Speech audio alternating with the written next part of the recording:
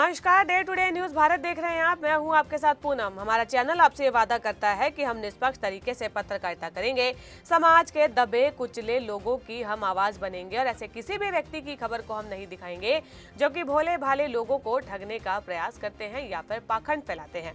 हमारा कोई भी पत्रकार किसी से कोई उपहार या फिर विज्ञापन को स्वीकार नहीं करेगा या फिर फील्ड में किसी को ब्लैकमेल भी नहीं करेगा।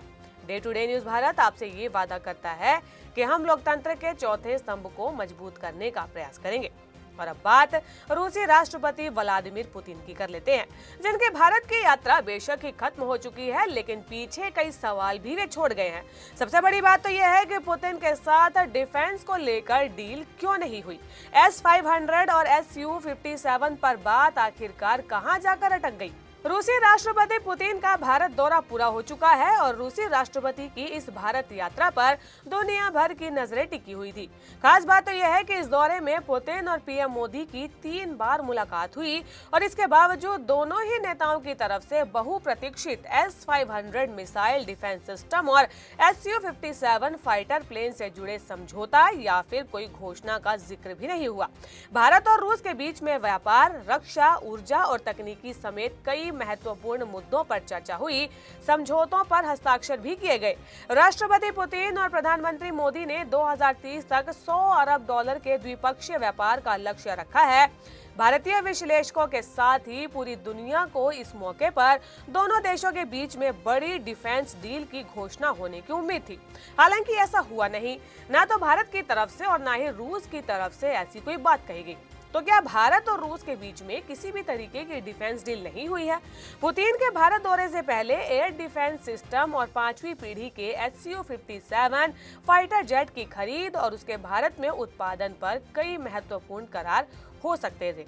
भारत के पास पहले से ही एयर डिफेंस सिस्टम S-400 के स्क्वाड्रन मौजूद है। इसके अतिरिक्त यूनिट की खरीद को लेकर चर्चाओं का दौर चल रहा था। इसके साथ ही इसके एडवांस वर्जन S-500 को खरीदने पर भी बात होने की संभावना थी। आपको ये बता दें कि रूस ने अभी तक S-500 एयर डिफेंस सिस्टम को किसी भी देश को बेचा नहीं है। इसके अलावा Su-57 लड़ाकू विमान को खरीदने और भारत में उत्पादन पर करार होने की बात कही जा रही थी। पीएम मोदी और पुतिन की मुलाकात के दौरान इस पर पॉजिटिव ऐलान होने की उम्मीद जताई जा रही थी, पर ऐसा कुछ नहीं हुआ। लेकिन इसका मतलब ये नहीं है कि भारत और रूस के बीच में रक्षा समझौते की गाड़ी अटकी हुई है। एक्सपर्ट्स का कहना है कि भारत और रूस की तरफ से भले ही इस बारे में कोई औपचारिक घोषणा नहीं की गई है, लेकिन दोनों ही पक्षों की तरफ से इस दिशा में पर्दे के पीछे कोई पॉजिटिव चर्चा चल रही है। अब क्योंकि दुनिया भर की निगाहें इस मीटिंग पर थी, ऐसे में भारत और रूस रणनीति के तहत जो है इस पर प्रत्यक्ष रूप से कोई घोषणा नहीं कर सके। अमेरिका जैसे देश जो है रूस से बड़े हथियारों की खरीद पर अपनी चिंता जताते रहे हैं। भारत और रूस ने अपने दशकों पुराने डिफेंस पार्टनरशिप में एक बड़े बदलाव का संकेत दिया। दोनों देशों ने ट्रेडिशनल बायर सेलर मॉडल से ज्वाइंट रिसर्च, डेवलपमेंट, को प्रोडक्शन और एडवांस टेक्नोलॉजी शेयरिंग पर आधारित मॉडल में बदलने की योजना घोषणा की।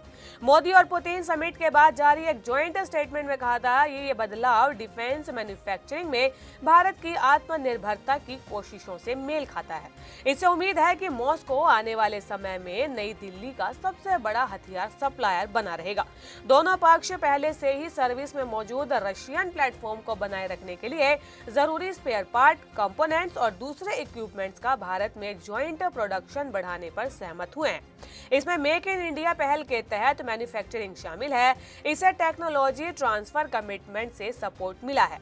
स्टेटमेंट में कहा गया है कि दोनों देश जो है भारत की आर्म्ड फोर्सेस को सप्लाई करने और आखिर में बाद में अपनी फ्रेंडली तीसरे देशों के एक्सपर्ट करने के लिए ज्वाइंट वेंचर पर विचार करेंगे। डिफेंस एक्सपर्ट के अनुसार ऐसे में यदि भारत और रूस की तरफ से तुरंत कोई बड़ी घोषणा होती है तो पूरा मोमेंट उस तरफ शिफ्ट हो जाता। एक्सपर्ट्स की अगर माने तो रक्षा सौदे अक्सर एक लंबी और गोपनीय प्रक्रिया होते हैं। ये कोई नई बात नहीं है, एक्सपर्ट्स का ये भी कहना है कि पिछली S-400 मिसाइल डिफेंस सिस्टम को खरीद को लेकर भी शुरुआत में कोई घोषणा नहीं की गई थी। डील को सार्वजनिक करने से पहले दोनों देश सभी तकनीकी, वित्तीय और रणनीतिक पहलुओं को अंतिम रूप देने की तरजीह देते हैं। भारत Su-57 के लिए पूरी तरीके से टेक्नोलॉजी ट्रांसफर और रूस के साथ मिलकर प्रोडक्शन करना चाहता है। हालांकि रूस की तरफ जो है इस दिशा में सकारात्मक संकेत दिए जा चुके हैं और ऐसे में दोनों पक्ष डील के सभी पहलुओं पर पर्दे के पीछे व्यापक चर्चा कर रहे हैं। कुछ रिपोर्ट्स के अनुसार रूस जो है अभी भी Su-57 को अपनी वायुसेना के लिए सीमित संख्या में यूज कर रहा है और ऐसे में उसका पूरा फोकस अभी भी घरेलू डिमांड को पूरा करना है। हालांकि दोनों ही देशों के बीच में तेल सप्लाई की गारंटी समेत 19 समझौतों पर सहमति बनी। इसमें कई अहम समझौते भी शामिल है। भारत और रूस ने मैन पावर मोबिलिटी समझौता किया है और इससे दोनों देशों के नागरिक अस्थायी रूप से एक दूसरे के देश में काम कर सकेंगे। अगर कोई भारतीय रूस में या फिर कोई रूसी भारत में काम करना चाहता है तो अब और भी आसान हो जाएगा। इसके साथ ही अवैध तरीके से आने जाने पर रोक भी मजबूत होगी। भारत और रूस स्वास्थ्य मंत्रालय के बीच में स्वास्थ्य सेवाओं, मेडिकल रिसर्च और मेडिकल शिक्षा में सहयोग का समझौता हुआ है। यह समझौता 3 बड़े सेक्टर पर फोकस है। दोनों ही देश डॉक्टर, अस्पताल और हेल्थ सिस्टम से जुड़े अनुभव साझा करेंगे। इन अस्पतालों में इलाज को बेहतर बनाना, नई बीमारियों का मिलकर स्टडी करना और तकनीक और इलाज के आधुनिक तरीकों को साझा करना शामिल होगा। भारत और रूस ने शिपिंग, पोर्ट्स, जहाज निर्माण और आर्कटिक सहयोग को मजबूत करने के लिए एक नया समझौता किया है। रूस और आर्कटिक क्षेत्र में बड़ा खिलाड़ी है और वहां उसके पास मजबूत इंफ्रास्ट्रक्चर है। भारत अब रूस के साथ मिलकर आर्कटिक में रिसर्च, समुद्री रूट्स और ऊर्जा प्रोडक्ट्स पर काम करेगा। इससे नए व्यापारिक रास्ते और ऊर्जा संसाधनों तक पहुंच आसान होगी। भारत और रूस ने परमाणु ऊर्जा के क्षेत्र में एक बड़ा और रणनीतिक समझौता किया है। इसका मकसद भविष्य की जरूरतों के मुताबिक परमाणु ऊर्जा तकनीक के साथ मिलकर काम करना है।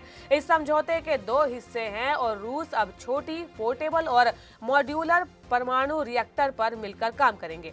पोर्टेबल न्यूक्लियर रिएक्टर एक ऐसा छोटा न्यूक्लियर प्लांट होता है जिसे जरूरत पड़ने पर एक स्थान से दूसरे स्थान पर ले जाया जा सकता है। कम जगह में बिजली पैदा कर सकता है। इनका उपयोग दूर दराज के क्षेत्रों, आर्कटिक जैसे कठिन इलाकों में किया जा सकता है। रूस पहले से ही तमिलनाडु के कुडनकुलम में परमाणु बिजली संयंत्र के निर्माण में भारत का साझेदार है। समझौते के तहत रूस जो है भारत में भविष्य के परमाणु रिएक्टर के लिए तकनीकी सहयोग, पुर्जे और ईंधन आपूर्ति जारी रखेगा। दोनों देश जो है नए न्यूक्लियर रिएक्टर मॉडल और सुरक्षा तकनीक भी मिलकर विकसित करेंगे। तो भारत और रूस की जो दोस्ती है उसे लेकर कई नए आयाम स्थापित करने की कोशिश जो है इस बैठक के द्वारा की गई है। बहरहाल देखने वाली बात होगी कि जो नए डिफेंस सेक्टर है उस पर डील आखिरकार कब तक बन पाती है और किस तरीके से बातचीत सिरे चढ़ेगी।